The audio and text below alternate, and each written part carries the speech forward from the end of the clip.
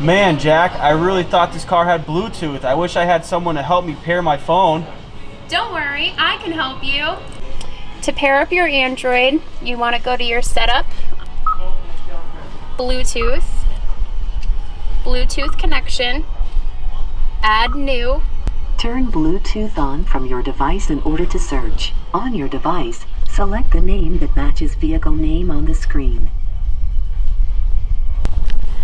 You will see a pass key. Make sure to verify it on your cell phone device and press OK.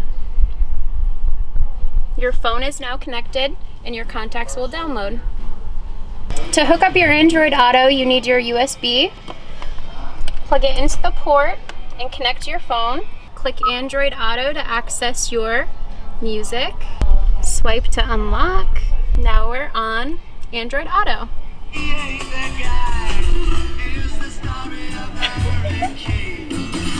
So to operate your Apple CarPlay, it's very easy. First step is to make sure you have your USB tether cord. And you simply plug it in to your USB port and then plug it right into your charging port on your iPhone. Then wait for your screen. It'll show reading USB. Click OK. And then tap on Apple CarPlay. Make sure your phone is unlocked. And then all your icons from your phone will then show up on the infotainment screen. So once you've opened up your icons, you have access to your maps, messages, audiobooks, podcasts, even Pandora or Spotify. So all you do to activate your Pandora, click on it right here. Yeah.